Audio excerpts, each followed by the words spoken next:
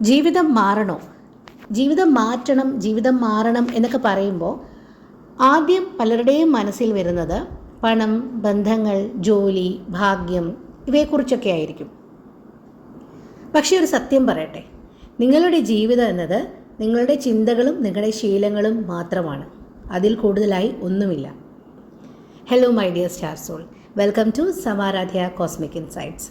A better you എന്നത് ഒരു video സീരീസാണ്. ഇത് നിങ്ങളിലേക്കുള്ള ഒരു യാത്രയാണ്.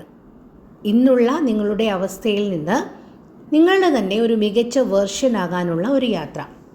ഈ യാത്രയിൽ നിങ്ങളുടെ മൈൻഡ് സെറ്റ് മാറും, നിങ്ങളുടെ ഹാബിറ്റ്സ് മാറും, നിങ്ങളുടെ ലൈഫ് തന്നെ മാറും. മുമ്പ് പറഞ്ഞല്ലോ, ജീവിതം എന്നത് ചിന്തകളുടെയും ശീലങ്ങളുടെയും ആകത്തുക മാത്രമാണെന്ന്.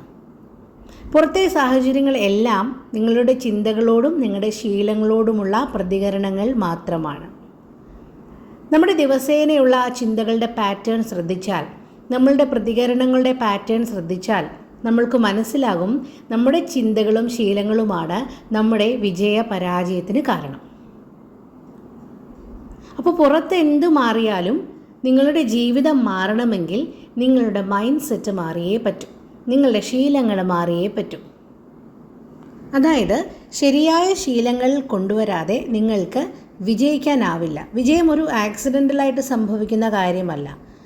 അപ്പം നിങ്ങൾക്ക് നിങ്ങളുടെ ശീലങ്ങൾ ശരിയാകുക, നിങ്ങളുടെ പഴയ പാറ്റേണുകൾ അവസാനിപ്പിക്കുക എന്നൊക്കെയുള്ളത് വളരെ ഇമ്പോർട്ടൻ്റ് ആണ്. ഇപ്പം എത്ര പുതിയ ലക്ഷ്യങ്ങൾ നിങ്ങൾ ജീവിതത്തിൽ കൊണ്ടുവന്നാലും നിങ്ങളുടെ ചിന്തകളും ശീലങ്ങളും പഴയതാണെങ്കിൽ നിങ്ങൾ വീണ്ടും പഴയതിലേക്ക് തന്നെ തിരിച്ചു പോകും.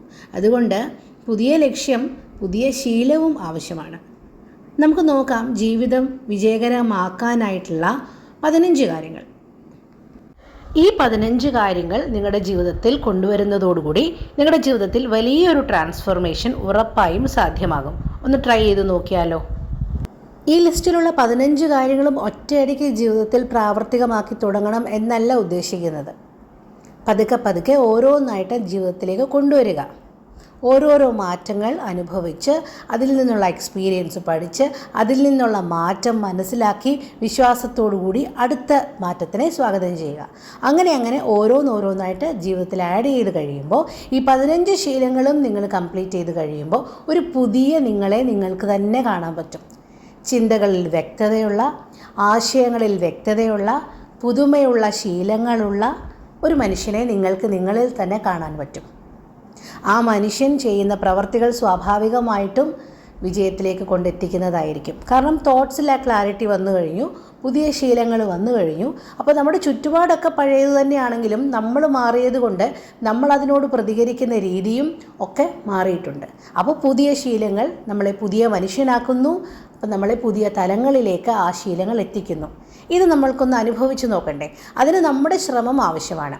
അതുകൊണ്ട് ഈ 15 എണ്ണം പറയുന്നതിൽ ഓരോന്നായിട്ട് നിങ്ങളൊന്ന് ട്രൈ ചെയ്ത് നോക്കുക, എന്നിട്ട് പറയുക. ഓക്കെ, നോക്കാം. ആദ്യത്തേത് എന്താണ്? Keep your eyes closed for 10 minutes. കേൾക്കുമ്പോൾ വളരെ സിമ്പിളായിട്ട് തോന്നും. സിമ്പിളാണ്. നിങ്ങൾ ഒരു സ്ഥലത്ത് സ്വസ്ഥമായിട്ട് പോയിരിക്കുക. അത് രാവിലെ ആവുന്നതാണ് ഏറ്റവും നല്ലത്. ഒരു സ്ഥലത്ത് സ്വസ്ഥമായിട്ട് പോയിരിക്കുക, കണ്ണുകൾ അടയ്ക്കുക. ഒരു 10 മിനിറ്റ് നിങ്ങൾ കണ്ണുകൾ അടച്ചിരിക്കുക. ചിന്തകൾ വരാൻ പാടില്ല എന്നൊക്കെ പറഞ്ഞാൽ ശരിയല്ലെന്ന് എനിക്കറിയാം. കാരണം ഈ കണ്ണുകൾ അങ്ങോട്ട് അടയ്ക്കുന്ന നിമിഷം തന്നെ ലോകത്തിലുള്ള എല്ലാ ചിന്തകളും നിങ്ങളുടെ തലയിലേക്ക് വരാൻ തുടങ്ങും. എന്തിനാ ഇപ്പം ഞാനിതൊക്കെ ആലോചിക്കുന്നത് എന്ന് നമുക്ക് തന്നെ തോന്നിപ്പോവും. അത്തരം ചിന്തകളൊക്കെ നിങ്ങളുടെ മനസ്സിലേക്ക് വരും. അപ്പോൾ ആ ചിന്തകളെ നിങ്ങൾ ശ്രദ്ധിക്കുക. പോകെ നിങ്ങൾക്ക് ഉള്ളിൽ ആ നിശബ്ദത ഫീൽ ചെയ്യും. ഈ നിശബ്ദത പതുക്കെ നിങ്ങളുടെ ശക്തിയായി മാറുന്നതായിട്ട് നിങ്ങൾക്ക് മനസ്സിലാകും.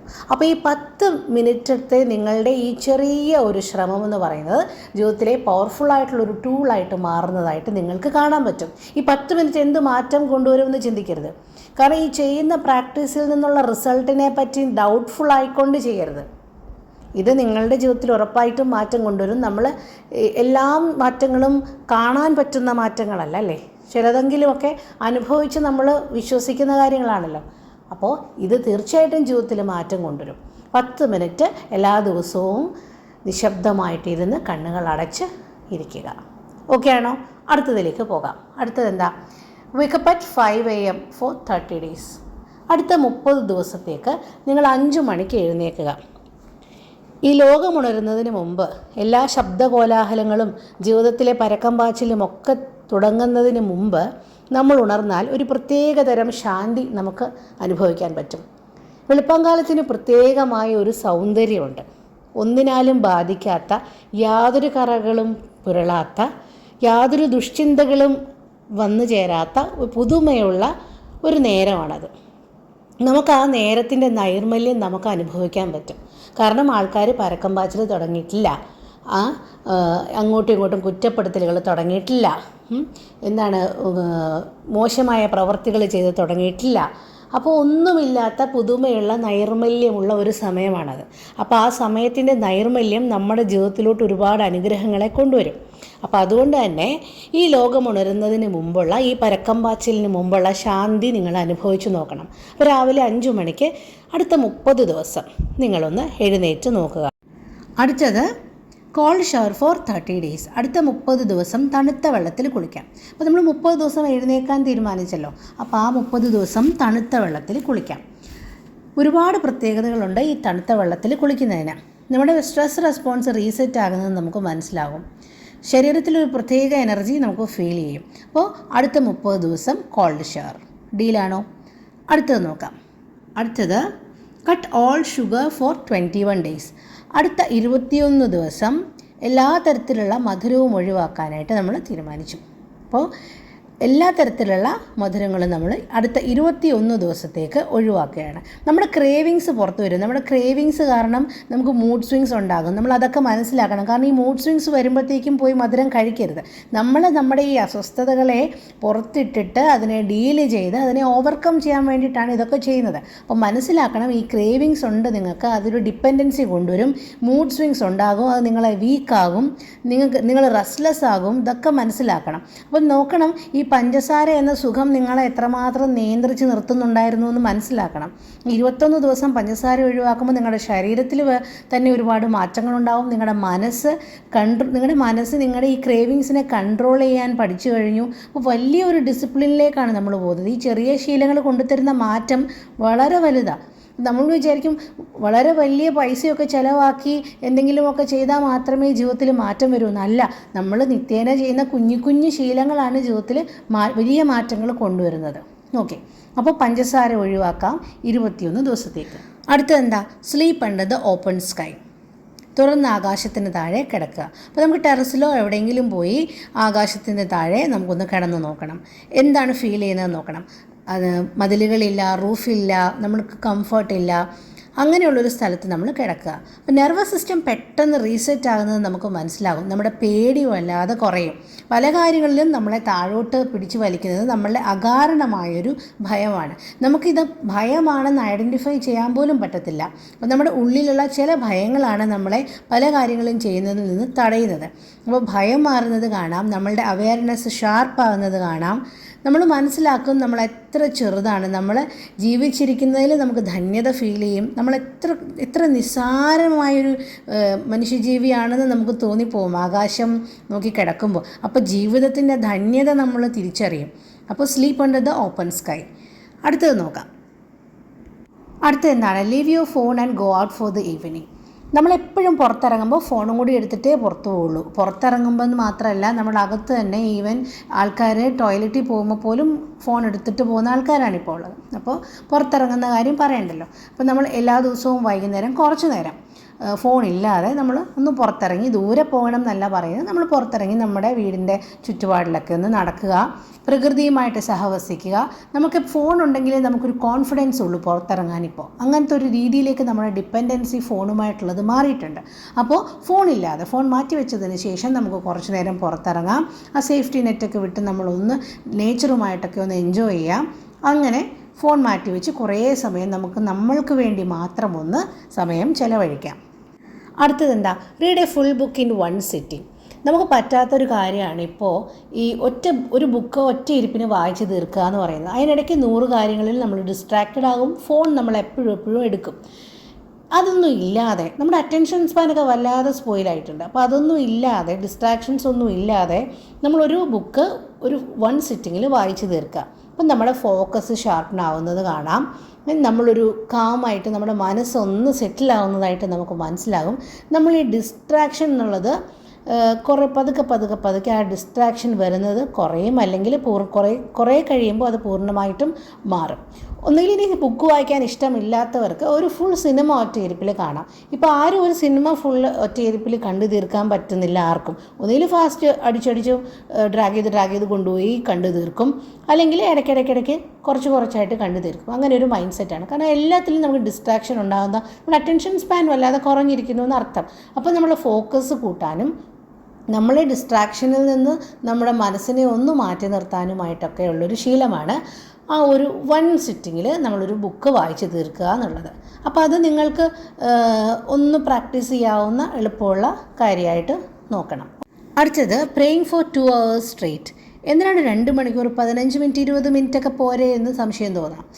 നമ്മുടെ ഡിസിപ്ലിൻ കൊണ്ടുവരാൻ വേണ്ടിയിട്ടാണ്. അപ്പോൾ ഏറ്റവും പാടുള്ള കാര്യങ്ങൾ നമ്മൾ ചെയ്യുക. അപ്പോൾ എന്താണ്, നമ്മുടെ കംഫർട്ട് സോൺ ബ്രേക്ക് ആവും. നമ്മളെ ഡിസ്റ്റർബ് ചെയ്തിരുന്ന കാര്യം എന്താണെന്ന് നമുക്ക് മനസ്സിലാവും. നമ്മളെ കൺട്രോൾ ചെയ്തിരുന്ന കാര്യം എന്താണെന്ന് നമുക്ക് മനസ്സിലാവും. അതിന് നമ്മുടെ കംഫർട്ട് സോൺ എക്സ്റ്റെൻഡ് ചെയ്ത് നമുക്ക് പറ്റാത്ത ലിമിറ്റിലേക്ക് പതുക്കെ എക്സ്റ്റെൻഡ് ചെയ്ത് അവിടുന്ന് നമ്മൾ മറികടക്കണം. അപ്പോൾ ആദ്യമൊക്കെ പ്രെയർ 2 മണിക്കൂർ എന്ന് പറയുമ്പോൾ നമ്മൾ റെസ്റ്റ്ലെസ് ആവും, നമുക്ക് സഹിക്കാൻ പറ്റാത്ത പോലെ നമ്മൾ റെസ്റ്റ്ലെസ് ആവും, നമ്മൾ അഗ്രസീവ് ആകും. പിന്നെ എന്തോ നമ്മുടെ ഉള്ളിൽ ഫീലിംഗ് വരും, നമ്മളെന്തോ കൺട്രോൾ ചെയ്യുന്നതായിട്ട് നമുക്കങ്ങ് തോന്നും. അപ്പോൾ എന്താണ്, ആ ഫീലിങ്സൊക്കെ ഒന്ന് ഓവർകം ചെയ്യാൻ വേണ്ടിയിട്ട് ഒരു 2 hours സ്ട്രെയിറ്റ് ഇരുന്ന് പ്രാർത്ഥിക്കുക. അത് ഇന്നതെന്നില്ല, നിങ്ങൾ ഫോളോ ചെയ്തു വരുന്ന എന്ത് രീതികളൊക്കെയാണോ, എന്തൊക്കെ പ്രേയേഴ്സാണോ അതൊക്കെ. പക്ഷേ 2 hours ഇരിക്കണം. ഒരു 1 ഗോയിൽ 2 hours ഇരിക്കണം. ഒറ്റ ഇരിപ്പിൽ 2 മണിക്കൂർ നിങ്ങൾ ഇരിക്കണം. ഒരുപാട് മാറ്റങ്ങൾ ലൈഫിൽ കൊണ്ടുവരും. വലിയൊരു ഡിസിപ്ലിൻ നിങ്ങളുടെ ലൈഫിൽ കൊണ്ടുവരും. ഒരു പാറ്റേൺ നമുക്ക് ബ്രേക്ക് ചെയ്യാനായിട്ട് പറ്റും. കുറച്ചുകൂടെ കഠിനമായി വരികയാണ്. നമ്മൾ ഓരോന്ന് ലൈഫിൽ ആഡ് ചെയ്ത് കൊണ്ടുവരികയല്ലേ. ഇനി അടുത്ത സ്റ്റെപ്പിലേക്ക് പോകാം. പ്രെയർ 2 hours എന്ന് പറയുന്നത് നിങ്ങൾ ചെറിയൊരു ബ്രേക്ക് എടുക്കേണ്ടി വന്നാലും തിരിച്ച് പെട്ടെന്ന് വന്ന് നമ്മൾ ആദ്യം അങ്ങനെ സാധിക്കുകയുള്ളൂ. 2 hours സ്ട്രെയിറ്റ് എന്ന് പറയുന്നത് ചിലപ്പോൾ വലിയ പ്രയാസമായിട്ട് തോന്നും. എന്നാൽ നമ്മൾ ശ്രമങ്ങൾ തുടർന്നുകൊണ്ടേയിരിക്കണം. ജിമ്മിൽ പോകുമ്പോൾ ഫസ്റ്റ് ഡേ നമുക്ക് മസിൽ പെയിൻ വരത്തില്ലേ, അതുപോലെ നമ്മളെ റെസിസ്റ്റ് ചെയ്യുന്ന ഒരുപാട് കാര്യങ്ങൾ കാണും, നമ്മളെ കൺട്രോൾ ചെയ്യുന്ന ഒരുപാട് കാര്യങ്ങൾ കാണും. അതൊക്കെ ബ്രേക്ക് ചെയ്യാനായിട്ടുള്ള ശ്രമങ്ങളാണ് നമ്മൾ ഈ ചെയ്തുകൊണ്ടിരിക്കുന്നത്. ഓക്കെ, മൈൻഡ് റിബലാകും. അപ്പോൾ അതിനെ നമ്മൾ ഓവർകം ചെയ്യണം. മനസ്സിലായോ? അടുത്തത് staring to your own eyes for 10 minutes. നമ്മുടെ തന്നെ കണ്ണുകളിലേക്ക് നമ്മൾ നോക്കിയിരിക്കുക. കണ്ണാടിയിൽ നോക്കി നമ്മളെ തന്നെ നോക്കിയിരിക്കുക 10 മിനിറ്റ്. ആദ്യം നമുക്ക് അവോയ്ഡ് ചെയ്യും. പിന്നെ നമ്മൾ ഓരോ ജഡ്ജ്മെൻറ്റ് നമ്മുടെ മനസ്സിൽ വരും. പതുക്കെ നമ്മൾ അത് അക്സെപ്റ്റ് ചെയ്യാൻ തുടങ്ങും. ഓക്കെ, ഇതൊരു പ്രാക്ടീസായിട്ട് നിങ്ങൾ ചെയ്ത് നോക്കുക. ഓരോരുത്തർക്കും ഓരോ തരം എക്സ്പീരിയൻസ് ആയിരിക്കും, ഓരോ തരം ഇൻസൈറ്റ്സ് ആയിരിക്കും ഈ ഓരോ കാര്യങ്ങളും ചെയ്യുമ്പോൾ കിട്ടുന്നത്. ഓക്കെ, അടുത്തത് സ്പെൻഡ് 24 hours വിത്തൗട്ട് സ്പീക്കിംഗ്. പ്രയാസമായിരിക്കും. ജോലിക്ക് പോകുന്ന ആൾക്കാരുണ്ടാവും, വീട്ടിലൊരുപാട് റെസ്പോൺസിബിലിറ്റീസ് ഉള്ള ആൾക്കാരുണ്ടാകും. ഓക്കെ, അപ്പോൾ മാക്സിമം ശ്രമിക്കുക. അപ്പോൾ നമ്മൾക്ക് ഏറ്റവും ആവശ്യമുള്ള മിനിമം കമ്മ്യൂണിക്കേഷൻ, ഏറ്റവും അത്യാവശ്യമായിട്ടുള്ള അൺഅവോയ്ഡബിൾ ആയിട്ടുള്ള കമ്മ്യൂണിക്കേഷൻ മാത്രം ചെയ്തുകൊണ്ട് ശ്രമിക്കുക. ഇനി അല്ല 24 hours അങ്ങനെ സാധിക്കും എന്നുള്ളവർക്ക് അങ്ങനെ ശ്രമിക്കുക. ഓക്കെ, പതുക്കെ ഭാഷയുടെ റിലവൻസ് കുറയുന്നതായിട്ട് നമുക്ക് തോന്നും. നമ്മുടെ ഒബ്സർവേഷൻ നല്ലപോലെ ഷാർപ്പാകും, കൂടും. നമുക്ക് എന്ത് ഇൻപുട്സ് അകത്തേക്ക് എടുക്കണം എന്നുള്ളത് നമുക്ക് വളരെ ക്ലാരിറ്റിയോടുകൂടി മനസ്സിലാക്കും. അപ്പം നിങ്ങൾക്ക് മനസ്സിലാകും എന്തും വേണ്ടി അനാവശ്യമായിട്ടുള്ള സംസാരമാണ് ഞാനിവിടെ നടത്തിക്കൊണ്ടിരുന്നത്, ഇതിൻ്റെ വല്ല ആവശ്യമുണ്ടായിരുന്നോ എന്നൊക്കെ നമുക്ക് മനസ്സിലാകും. ഓക്കെ, അപ്പോൾ എന്താണ് ഈ സംസാരിക്കാനായിട്ട് നമ്മുടെ സംസാരിക്കാനുള്ള ത്വരയെ പറ്റി നമുക്ക് ബോധവാന്മാരാകും. ഈ ഫ്രസ്ട്രേഷൻ എക്സ്പ്ലെയിൻ ചെയ്യാൻ പറ്റത്തില്ല. ആദ്യം നമുക്കൊന്നും എക്സ്പ്ലെയിൻ ചെയ്യാൻ പറ്റത്തില്ല. പിന്നെ അതങ്ങ് അടങ്ങുന്നതായിട്ട് നമുക്ക് മനസ്സിലാവും. അപ്പോൾ നമുക്ക് മനസ്സിലാവും പല ആർഗ്യുമെൻറ്റ്സും പല സംസാരങ്ങളും ഒക്കെ നമ്മളാണ് ഡ്രാഗ് ചെയ്ത് കൊണ്ടുപോയിക്കൊണ്ടിരുന്നത്. പല ആർഗ്യുമെൻറ്റ്സിലേക്കും ലീഡ് ചെയ്തിരുന്നത് നമ്മളാണ്. പലതും അനാവശ്യമായിട്ട് ഡ്രാഗ് ചെയ്ത് കൊണ്ടുപോയിരുന്നത് നമ്മളാണ് എന്നൊക്കെ മനസ്സിലാവും. അപ്പോൾ എമർജൻസി ഈ സിറ്റുവേഷനിൽ ഞാൻ സംസാരിച്ചില്ലെങ്കിൽ ശരിയാകത്തില്ല എന്ന് തോന്നുന്ന സിറ്റുവേഷനിൽ മാത്രം സംസാരിക്കുക. അപ്പോൾ നിങ്ങളുടെ ബോഡി ലാംഗ്വേജും കൂടെ ശ്രദ്ധിക്കണം. അല്ലെങ്കിൽ ഒരു പെന്നും പേപ്പറും റെഡിയാക്കി വയ്ക്കുക. നിങ്ങൾക്ക് പറയാനുള്ള കാര്യങ്ങൾ എഴുതി കാണിക്കുക. ഓക്കെ, അടുത്തത് നോക്കാം. കട്ടിയുള്ള ഓരോ കാര്യങ്ങളും നമ്മൾ ആഡ് ചെയ്ത് കൊണ്ടുവരികയാണ്. ഇത്രയും ചെയ്യുമ്പോൾ തന്നെയൊക്കെ നമ്മുടെ കോൺഫിഡൻസ് ലെവൽ വല്ലാതെ ബൂസ്റ്റായിട്ടുണ്ടായിരിക്കും. നമ്മളുടെ തോട്ട്സിന് വല്ലാത്ത ക്ലാരിറ്റി കിട്ടിയിട്ടുണ്ടായിരിക്കും. നമ്മളൊരു റിഫൈൻഡ് ആയിട്ടുള്ള പേഴ്സണായിട്ട് മാറിക്കൊണ്ടിരിക്കുന്ന ഘട്ടത്തിലായിരിക്കും ഇത്രയും കാര്യങ്ങൾ ചെയ്യുമ്പോൾ തന്നെ. അടുത്തത് സ്പെൻഡ് 24 hours അലോൺ. നമുക്ക് ഒറ്റയ്ക്കിരിക്കാനുള്ള സാഹചര്യമുണ്ടെങ്കിൽ 24 മണിക്കൂർ നമ്മൾ ഒറ്റയ്ക്കിരിക്കുക. അത് നമ്മുടെ ആ മീ ടൈം എന്ന് പറയുന്നത് നമ്മളെക്കുറിച്ചുള്ള ഒരുപാട് കാര്യങ്ങൾ നമ്മൾക്ക് ഓപ്പൺ ചെയ്ത് തരുന്ന ഒരു സമയമായിരിക്കും. സമയത്തിനെ പറ്റി നമുക്കൊരു ധാരണ വരും. എങ്ങനെയാണ് സമയം, ഇപ്പം നമ്മൾ ഒറ്റയ്ക്കിരിക്കുമ്പോൾ ഉള്ള സമയവും നമ്മൾ മറ്റുള്ളവരുമായിട്ട് അല്ലെങ്കിൽ ലോകവുമായിട്ട് ഇൻറ്ററാക്ട് ചെയ്യുമ്പോൾ ഉള്ള സമയവും ഒക്കെ വളരെ വ്യത്യാസമാണ്. നമ്മുടെ ഭയങ്ങൾ മാറുന്നതായിട്ട് തോന്നും. ഈ ഭയങ്ങളെല്ലാം മാറി ക്ലാരിറ്റി കിട്ടുന്നതായിട്ട് നമുക്ക് മനസ്സിലാകും. അപ്പോൾ ഈ സൈലൻസ് എന്ന് പറയുന്നത് നിങ്ങൾക്ക് ഗ്രോ ചെയ്യാനുള്ള ഒരു സൈലൻസ് ആയിരിക്കും. അതായത് ഈ 24 മണിക്കൂർ കൊണ്ട് നിങ്ങളുടെ ഒരു ഗ്രോത്ത് എന്ന് പറയുന്നത്, നിങ്ങളുടെ തോട്ട്സിൻ്റെ ക്ലാരിറ്റി എന്ന് പറയുന്നത് വളരെ വലുതായിരിക്കും. അടുത്ത എന്താ? വാക്ക് 10 kilometers in 1 day. നമുക്കൊരു ദിവസം 10 കിലോമീറ്റർ നടക്കാം. ഈ 10 കിലോമീറ്റർ നടക്കുമ്പോൾ മ്യൂസിക് പാടില്ല, പോഡ്കാസ്റ്റ് പാടില്ല, ഒന്നും കേട്ടുകൊണ്ടായിരിക്കരുത് നടക്കുന്നത്. ജസ്റ്റ് മൂവ്മെൻറ്റ് മാത്രം.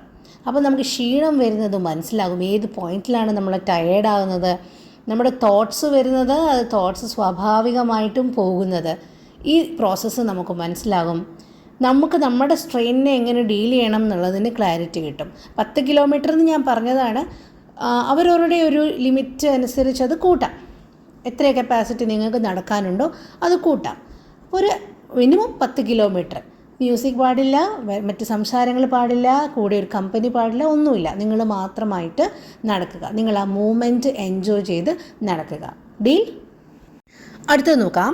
ഫാസ്റ്റ് ഫോർ 24 hours, 24 മണിക്കൂർ ഉപവാസം. ഒരു കാര്യം കൃത്യമായിട്ട് പറയട്ടെ, എന്തെങ്കിലുമൊക്കെ മെഡിക്കൽ കണ്ടീഷൻസ് ഉള്ളവർ, അതായത് എന്തെങ്കിലും മെഡിക്കൽ ട്രീറ്റ്മെൻറ്റ് എടുക്കുന്നവർ, മെഡിസിൻസ് കഴിക്കുന്നവർ ഒക്കെ ഇത് ചെയ്യാൻ പാടില്ല.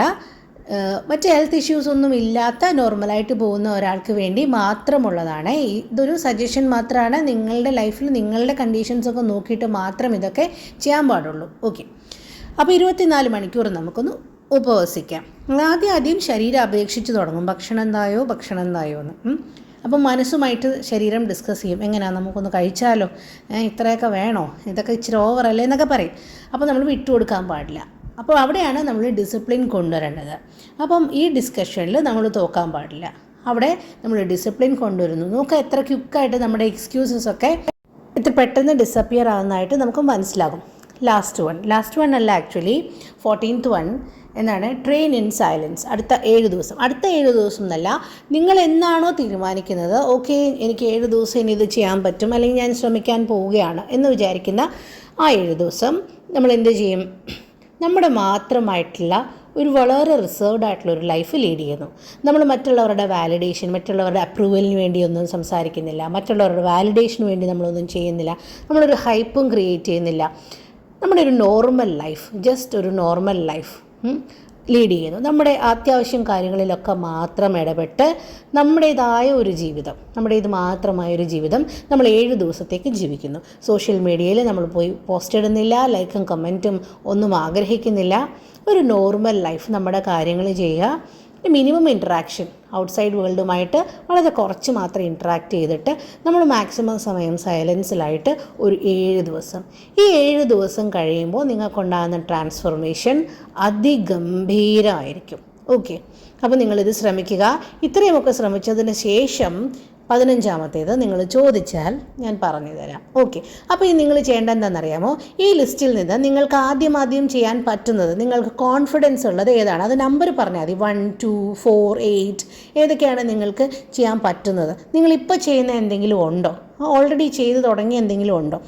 നിങ്ങൾക്ക് ഏറ്റവും ഡിഫിക്കൽട്ടായിട്ട് തോന്നിയത് ഇത്, എന്നെക്കൊണ്ട് ഒരിക്കലും ഇത് ചെയ്യാൻ പറ്റത്തില്ല, 8 എനിക്കൊരിക്കലും ചെയ്യാൻ പറ്റില്ല, അല്ലെങ്കിൽ 12 എനിക്കൊരിക്കലും ചെയ്യാൻ പറ്റത്തില്ല, അങ്ങനെയൊക്കെ തോന്നുന്നുണ്ടെങ്കിൽ അത് കമൻറ്റ് ചെയ്യുക. ഈ ബെറ്റർ യു ചലഞ്ചിനെ പറ്റിയുള്ള നിങ്ങളുടെ അഭിപ്രായങ്ങളും കമൻറ്റ് ചെയ്യുക.